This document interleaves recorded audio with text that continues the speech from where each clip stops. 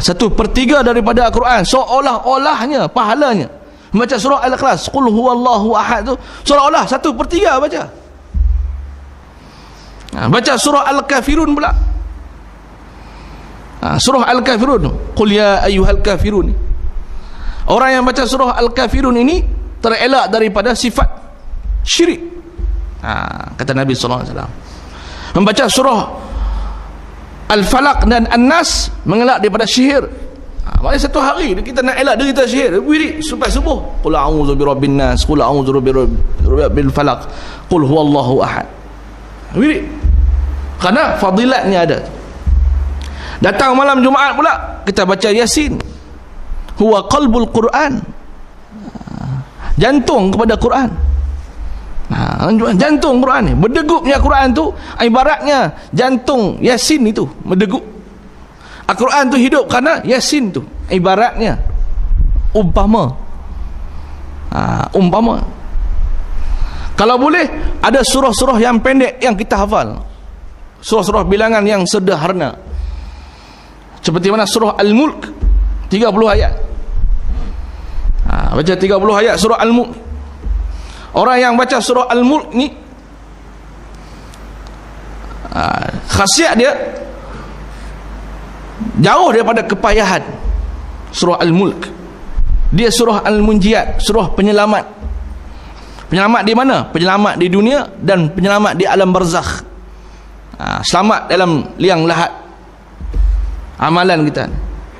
Baca surah Al-Mulk, hafal sikit surah-surah lain. Kalau ada kita kemampuan kita untuk menghafal surah-surah lain, kita hafal sama. Jangan duk sembahyang hanya baca inna a'tainakal kausar ya. 3 ayat. Malas sangat. Inna a'tainakal kausar. Semua sembahyang yang bacaan berbunyi ni baca inna a'tainakal kausar. Tak ada surah lain. Bini pun jemu lah dengar. Kalau jadi imam di rumah, bini tanya, abang tak ada surah lain ke? Tak ada surah lain ke abang? Inna a'tainakal kausar ya. Abang jawab, kalau aku baca surah lain, hang tak larap diri pula. Pandai. Jadi kalau aku baca surah lain, hang tak larap diri pula. Dia kata. Jangan surah tu sahaja, kita baca surah lain. Kata Imam Sayyidina Ali, barang siapa yang membaca Quran dalam sembahyang, pahalanya 100 pahala. Baca Quran dalam sembahyang maknanya panjangkan sikit daripada kebiasaan, mengikut kemampuan kita. Melainkan kalau kita jadi imam di tempat awam, mestilah kita ikut suasana keliling kita. Ada orang yang ada bawa anak, ada orang yang berhajat nak musafir, ada orang yang tetamu ni di rumah, datang suruh sekejap, ada macam-macam hal. Jadi kita kena sederhana dalam imam kita tu, bacaan kita. Tapi kalau untuk diri kita, tidak mengapa untuk kita panjang-panjang mengikut kadar kemampuan kita. Orang yang baca Al-Quran dalam sembahyang pahalanya 100. Orang yang membaca Al-Quran di luar sembahyang dalam keadaan berwuduk, pahalanya 50, lipat gandakan. Kata Sayyidina Ali, orang yang membaca Al-Quran di luar sembahyang tanpa wuduk, pahalanya 25. Pahalanya diangkat 25 kali. Orang yang membaca Al-Quran di luar sembahyang tanpa berwuduk, pahalanya 10. Tanpa berwuduk pun pahala 10. Itu sebab itu kita ni Al-Quran ni dalam seminggu tak boleh tinggal. Seminggu sekali sekurang-kurangnya jangan tinggal Al-Quran. Mesti tentukan hari, mesti tentukan waktu, mesti tentukan tempat. Kalau tak baca surah Yasin pada malam Jumaat pun baca surah lain, tak kisah. Tapi maknanya seminggu itu mesti ada Quran. Kalau boleh sebaik-baiknya 30 hari khatam. 3 ataupun 7 hari khatam. Sebaik-baiknya. Itu para hafiz-hafiz kita yang mengaji di Ma'had Tahfiz, 1 hari sejuzuk. Dia kena settle 1 hari sejuzuk. Sama ada dia menghafal terus ataupun dia mengulang-ulangkan apa yang dia ingat, ataupun dia mula start hafal.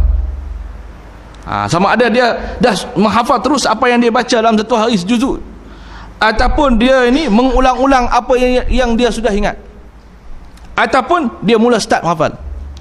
nak mustahafan dalam satu hari mesti juzuk. Telah terbukti sahabat Nabi Sa'id bin Jubair antara Maghrib dan Isyak ni pernah khatam Al-Quran. Maghrib dan Isyak ni pernah khatam Al-Quran. Sahabat Nabi Sa'id bin Jubair. Maghrib dan Isyak ni boleh settle Al-Quran. Kita melihat Isyak ni sekejap je, jelek mata dah masuk Isyak, tak ada buat apa. Sebab apa? Lalai. Bila lalai ni masa berlalu cepat. Bila kita ingat Allah, masa akan panjang. Kan? Bila kita lalai, masa akan cepat. Oh, habis. Tapi bila kita ingat Allah, masa akan jadi panjang.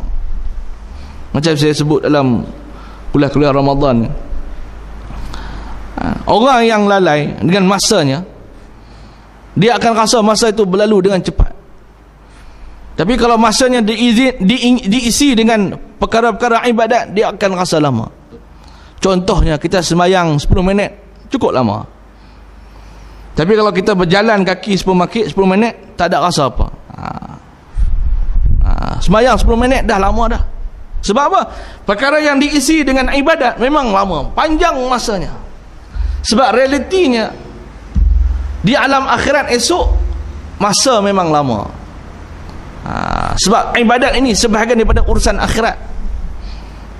Ibadat ini sebahagian daripada urusan akhirat. Kalau diisi, akan rasa masa itu dipenuhi dan panjang rasanya.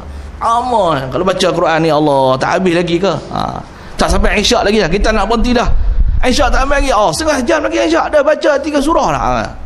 Tak sampai Isyak, rasa lama. Tapi kalau kita duduk tengok televisyen, sekejap je warta TV3 tu habis. Sejam habis. Tengok. Itu sebabnya orang yang khatam Quran ni antara wirid yang paling baik lah baca Quran. Antara wirid yang paling baik ialah baca Quran. Itu sebabnya wirid-wirid yang kita ambil, yang kita baca zikir selepas sembahyang ini, semuanya diambil daripada Al-Quran. Semuanya diambil daripada Al-Quran. Subhanallah walhamdulillah Allahu Akbar, diambil daripada Al-Quran. Diambil, dipetik daripada Al-Quran, diekstrak, diekstrakkan daripada Al-Quran. Itu sebabnya ada seorang ulama tu, orang yang rajin baca Quran ni. Ada satu hari ni ulama ni dia terkenal dengan baca Quran.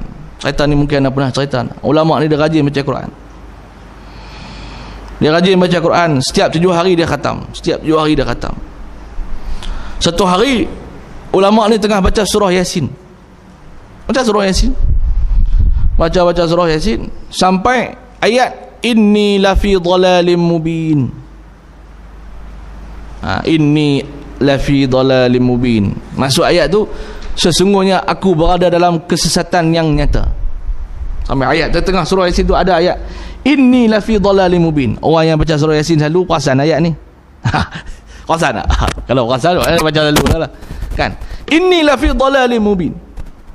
Lalu orang kampung ni, sahabat-sahabat dia ni pakat terkejut macam mana orang yang alim ni dia mati baca tang ayat inni lafi dhalalim mubin. Aku berada dalam kesesatan yang nyata.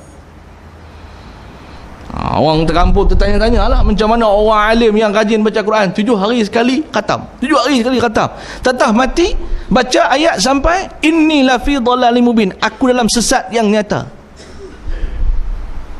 Kemudian mati tak apalah.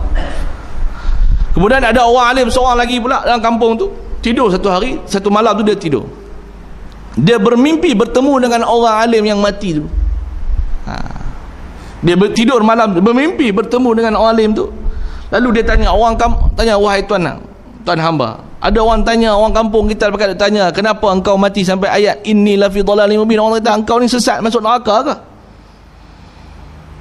Baca ayat inni lafi dhalalim mubin ni